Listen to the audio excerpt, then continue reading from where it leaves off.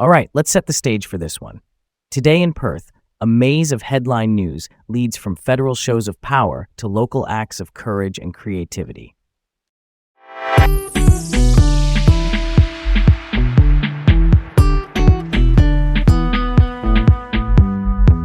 I'm Leah. Welcome to Laid Back Local, the news of the day, with Leah and Garrett in Perth. And I'm Garrett. Let's dive right in. First up, week in review, key events from federal budget to local protests. It's been a week of pivotal events. We've got Australia's federal budget announcement, a heat wave, and farmers' protests shaking Perth. A lot to chew on, huh? All right, let's dig into this.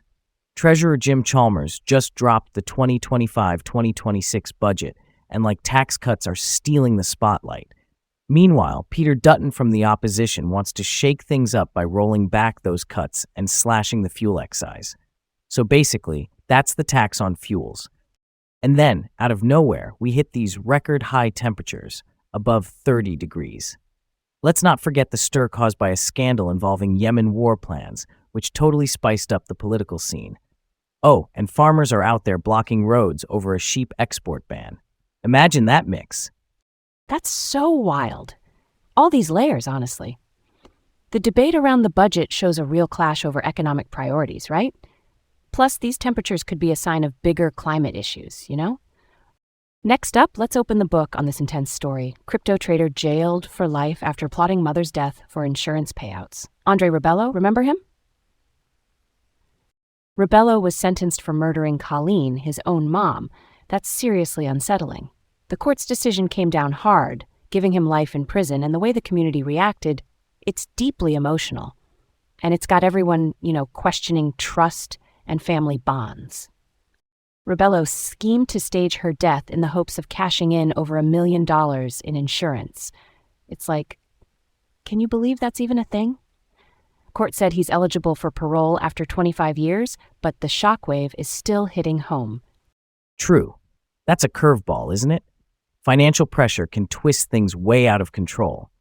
It's a wake-up call that some people could end up going to those extremes, and the dad still supports him, which I guess adds another twist to this intense family saga.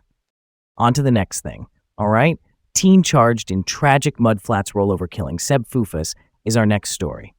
A rough night in Pinjar left Seb Fufas, who was only 18, gone after a rollover incident in a ute, a type of vehicle like a light truck, driven by a 19-year-old.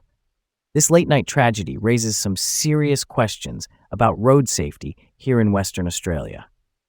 With road fatalities climbing, the charged driver, who's from near Gabby, faces big consequences. The incident's got folks talking about the need for stronger road policies. April 16th is the big court day, and people are on edge watching for what happens next. Let's not let this one slide by. Road incidents like these impact the whole community. And get this, the location means it doesn't count in official road toll figures. That's got to change, putting pressure on how we track and tackle road safety. Next, Karinyup development presses on despite Stirling's parking warnings. Keeping it real, this development story is pretty telling. The $300 million project is moving forward, but Stirling's sounding the alarm about parking carnage. It might become even more of an issue than it already is. This project's been greenlit since 2022, but still, parking problems keep getting worse. The state's overlooking local struggles with parking headaches at Karinyup Shopping Center. It's a stark illustration of how state and local governments sometimes talk past each other, prioritizing big projects over community concerns. That's something to chew on, huh? It's like the community's yelling from the rooftops, "Hello, let's fix this." Yet, the project just barrels ahead. Urban planning sometimes feels like a puzzle with missing pieces, doesn't it? All right, let's roll on to our final story. Racy bronze sculpture rejected from Fremantle's popular bathers event. Here's where it gets really interesting.